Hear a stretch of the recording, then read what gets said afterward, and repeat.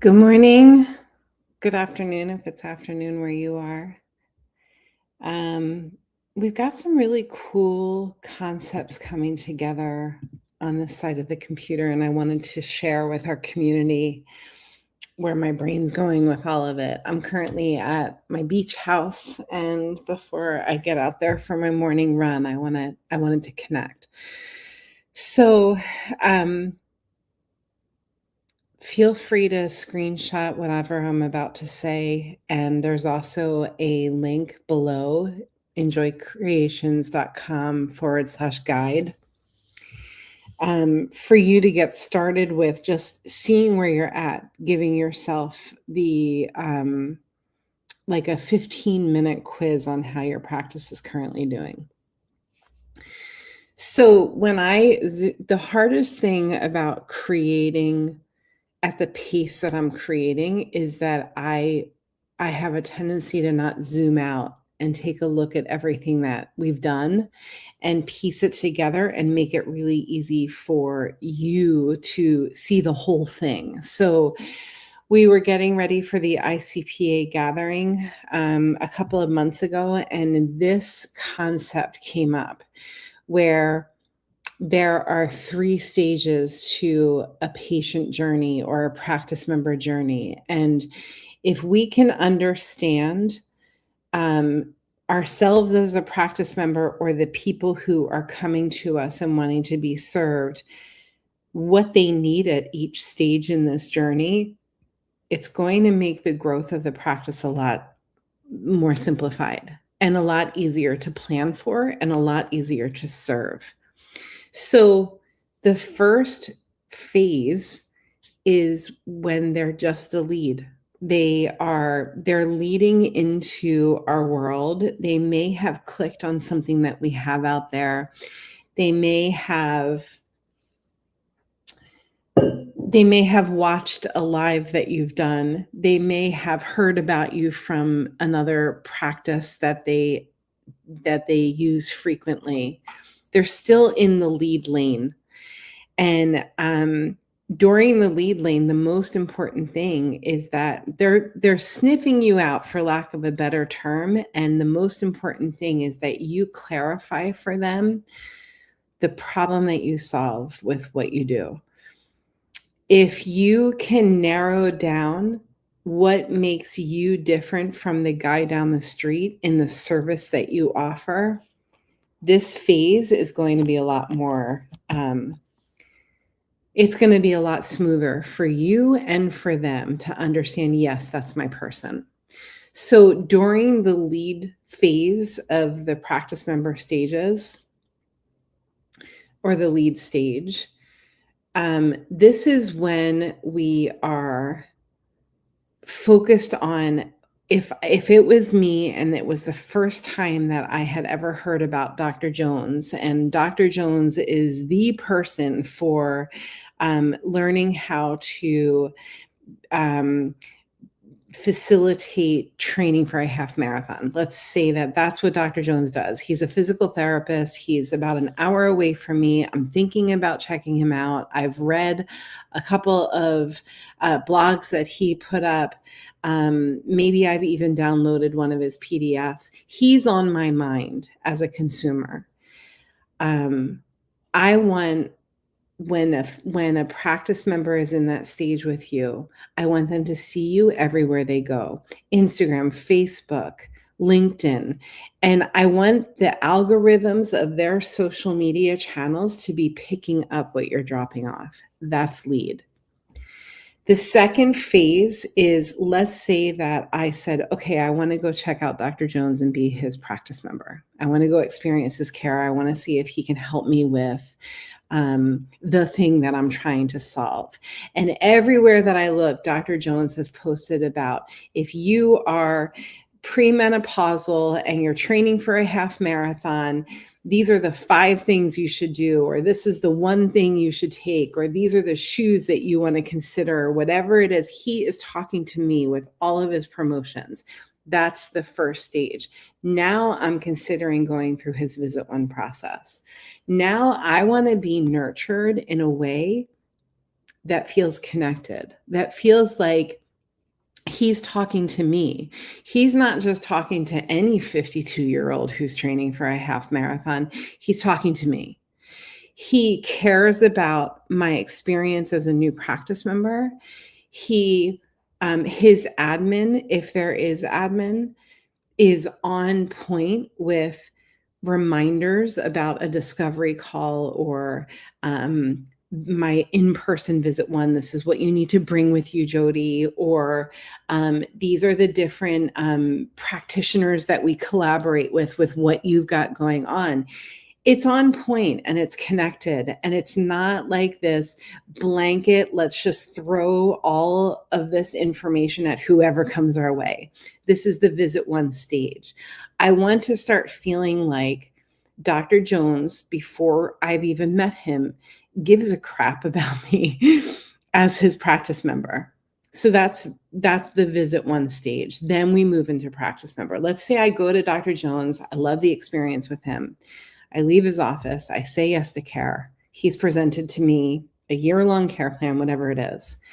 Now I'm in the practice member stage because I've said yes to that offer. I said yes to that, whatever he's put in front of me. What he sends to me, gives to me, texts me, presents to me on social media is now different than it was when I was just a lead or when I was in the visit one stage. If you guys can identify what needs to happen in lead versus visit one versus practice member, you've got it. But you've got to identify it and plan for it before you're in the stages with the practice member. It needs to be well thought out. When I'm a practice member, I want continued education from Dr. Jones. I'm already a yes. I'm already in. I've already given my credit card. I've already scheduled my visits out for the year, whatever the commitment is, time, energy, money. Now I want to be educated on how I be a better practice member at Dr. Jones's practice. In my world, let's talk chiropractic for a second. If you don't already know me, I've been in practice for 26 years. That's a long freaking time. And my leads know me as the baby doctor or the before, during, and after pregnancy doctor for chiropractic in my area. That's what I do. I take care of pregnant women, families of pregnant women before, during, and after baby. So all of the leads in my community, they see free resources on for Pathways Magazine, ICPA. I gotta drop it. They're amazing, right? They put out a magazine called Pathways. It's a huge lead magnet for my community members. They love this magazine. There are also groups, and I've at times had Pathways gatherings in my office, right? So whatever I'm giving in the lead stage, it has to do with that person, that mom, 30-something mom with the time, energy, money to give more and do more for her family. I know everything about her. I can identify her like that when she's standing in front of me at the supermarket. If you can take the time now and do what you need to do to be able to identify your lead, the lead who has the problem that you are able to solve, whether or not, I'm what they call a straight chiropractor, where my focus when somebody comes to me in chiropractic is to locate, analyze, and correct vertebral subluxation. And if you know, you know. But my moms who are looking for me, they don't even know what a subluxation is, nor at this point do they care. They're just looking to have their problem solved. It's like they've got these lenses on, guys, and everything that they see is because they've got this problem and they're looking, I have a problem. Where is the solution? Where's the solution? Where's the solution? Where's the solution? If they happen to be on my Facebook page or they see me on Instagram or wherever it is, I want them to be seeing me talking about their problem. When they're in my visit one journey, they don't know me from a hole in the wall. So this is when I connect with them. This is when I say, I got you. I'm not going to rip you off. I'm not going to hurt you. And everything we do in the visit one stage is to establish that rapport and trust. And then once they're a practice member, for me, it's really important to continue to nurture them as a practice member, to educate them about the 33 principles of chiropractic, to educate them about universal intelligence versus innate intelligence, to educate them about what subluxation is and the detriments that subluxation are or have or create for their family. I want them to get it. Okay. Again, below you're going to see scrolling enjoycreations.com/guide. Grab my guide and see where you are in this journey. It's completely free. There's no strings. So I want to this is going to hurt your brain. That's my forewarning. This is what it ends up looking like. Okay. So when they're a lead, they may be calling, they may be looking at what I've got on Instagram, Facebook. They may get an email from me. They may get a text from me once they're in my universe, right? I may have met them at the supermarket. They may have a conversation with the AI bot on my website, whatever. Everywhere that they look, I want the same message to be going out to them. Then when we move into visit one, I'm using the same tools. I want to make sure that the way I schedule them, the way I honor their time, energy, money, the way that I deal with the phone, because I don't even have a phone in my office. I bring an iPad to the office with me. That's it. I want to make sure, though, that all of that is connected, that they know that I know that their needs are important through the visit one process. And then we get into the practice member stage. Practice member stage is all about seeing them, educating them, and celebrating the dickens out of them, because where else do you get that attention? Birthdays, anniversaries, re-evals, re-reports, celebrations and habits. I've written 3 books on marketing a practice, and they're all about what are the celebrations that I have in my office and out of my office? What are the habits that I'm consistent with in the office and out of the office? Half of them are for my practice members to keep them happy, to know that I love them, to know that I appreciate them. The other half is for my leads, depending on what stage they are here. Okay, let me show you another piece. So yes, this is kind of a fun thing, the 12-step program. You get it. Because who doesn't need a new 12-step program? So I want you guys to understand that when we're building this, we start at step 1. Step 1 is all about figuring out your exchange with time, energy, money. Figure it out. Don't be out of exchange with you, with your practice members, with your family. Second, figure out what to do inside of your office to get it organized, to have a client help yourself area for this, to have a toy area for the kids, a snack area for the moms, whatever it is, a diaper changing area. All of these are important things. Figure out your office space. Figure out how to make it super efficient. Step 3 is have the support that you need to crush it in practice. Whether you're leaning on a virtual assistant, team in your office, team outside of your office, or these days AI. Step 4 is then AI. Client-facing AI solutions, and then your personal AI solutions, and then your team's AI solutions. There is so much out there. The thing with AI is as soon as you figure it out, it changes. It's changing so fast that our human brains can't even keep up with it. At this point, at the time that this is being recorded, I see that my computer is about to die, and I'm trying to figure out how to not let that happen. At this point in the process, when it comes to AI, when we're talking about AI, we want to make sure that you've got the latest and greatest. We want to make sure that you're HIPAA compliant if that's a thing that you need to be concerned about. So keep that in mind. We want to make sure that there's a client-facing solution for AI as well as a personal use solution for AI. We want to make sure that you're able to skim the foam off the top of the latte. That's what you want. You want to be able to know what's on the surface of AI and then deep dive where necessary for your practice to move. That's step 4. So those 4 steps are all about preparing for greatness in practice. or your business. Apply this to your business if you don't have a private practice. Then we go into the build stage. All of the steps of the build system are messaging, texting, Facebook, Instagram, whatever it is. Your website, you guys, I had a call last night with a team on the other side of the world. They're running a practice on the other side of the world, and we have the same exact struggles. And they have been paying thousands and thousands of dollars to a website company. And I was thinking, I'm going to go on their website. It's going to be gorgeous, right? I go on their website and I was like, there were typos all over the place. Their pictures were dotted. They were blurry. They weren't even clear.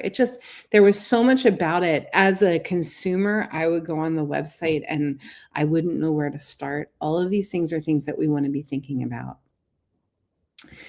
Your social media platforms, make sure that your brand is consistent throughout all of it.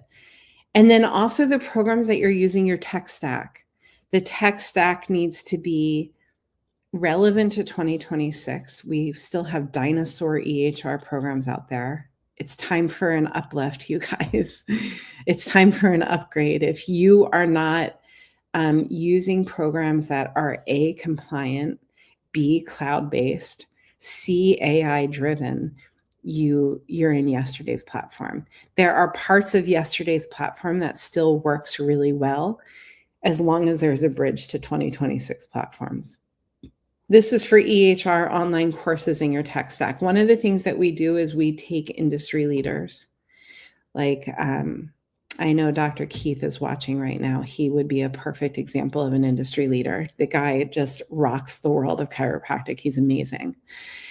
And we take an industry leader and we say, okay, industry leader, you've got this on email, this on text, this for your phone, this for your website, this for your nurturing sequences. Let's get it all under one umbrella. And it's incredible. All of it branded, all of it your personality. And then once we have that build done, we look at scaling. Scaling is all about, and this is where the Joy-Filled Practice books come in, growing from inside what you're already doing, inside your practice, inside your business. This looks like habits and celebrations for people who are already a yes. They're already in the practice member stage. Growing outside, which is getting involved with your community, going to chamber events, going to BNI meetings, going to health fairs, whatever it might be. Some of my chiropractor friends hear this and they just want to hide under a rock because they hate these events.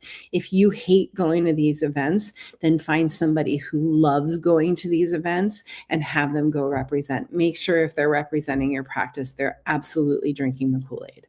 They get why what you do is the best thing ever. Grow online, which is really relevant to 2026. This is through ads, SEO, social media planning. The deal with ads, let me just break this down because this question comes up a lot. SEO is a slow burn.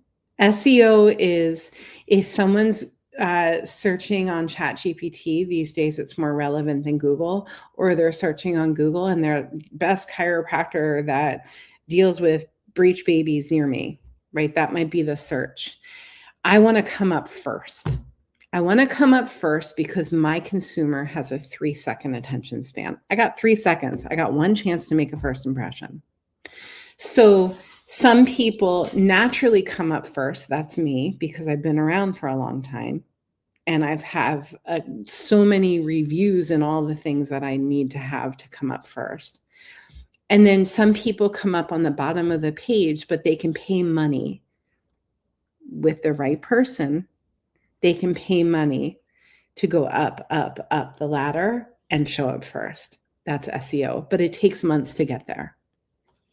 Unless you're super aggressive with the amount of dollars that you spend and you've got a real rock star doing your SEO. And we have that rock star on our team.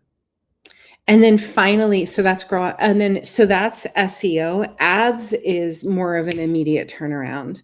You just have to be a great you have to be a scientist when it comes to ads, especially with Facebook, because again, it changes every day. And again, we have that person on our team. They're a complete freaking rock star. That's all they do. And then finally, step 12 is wise counsel. So when someone comes to me and says, Jody, I need help. I need to grow my practice. I'm still using a phone that goes, right, whatever it is. We're going to start where they are in this 12-step journey. I would never, ever say, okay, now grow outside step 10 to somebody who has not done steps 1 through 4. It has to start at time, energy, money. Time, energy, money is how are you spending your time inside and outside of the office? What are your values? What's your mission? What's your vision? Where are your stats at, right? And there are experts in our profession on everything that I just said. So I think the challenge that happens for me is that people don't, I'm going to be as honoring as possible. People don't recognize that these stages are a real thing. Also, my colleagues, my dear chiropractors, I love you guys so much, but a lot of you guys want to jump to step 12, step 11, step 10 when I say to you, who's your perfect practice member or what's your practice mission? You look at me like I have 3 heads. There's always a place to start. There's a step for us to start on, and I can't be a jack of all trades. So I'm really grateful for my wise counsel. I'm really grateful that I have people who I can say, oh, you need to hook up with this person before you come to my world. You're not ready for steps 5, 6, 7, 8 for us to build for you. I have this conversation a lot with my buddy Pam Jarboe because she's such an incredible coach. And I don't do coaching. I do consulting. Like if somebody wants to be they want more clarity on the path for their practice growth or their online course or the book that they're writing, I can do an hour here and an hour there with them. But coaching is not my jam. However, I have all of these amazing members of my wise council who I can say, you need to meet with this person. You need to meet with this person. That's how we use wise counsel. Can you imagine if you have that wise counsel for your practice? I do have that where I can say, you need to meet with Lori and get your labs done. You need to go to Brems and get some imaging done. You need to go to Paula for physical therapy, whatever it is. That's the wise counsel for me and my community.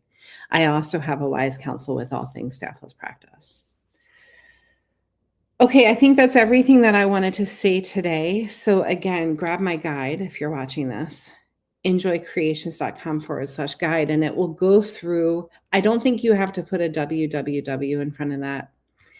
It'll go through with you. Where are you currently at? Like a lot of people say, where do I start? And my answer is always start where your feet are. So look at where you're at right now, and this guide will help you determine where you're at right now and go from there. There's so much coming out there, so many things that we're doing with staffless practice. The more we grow, the more we know, and it's just been really cool sharing with you guys as this thing grows. So as always, go make the world better with great care, and I really appreciate you listening. Talk soon.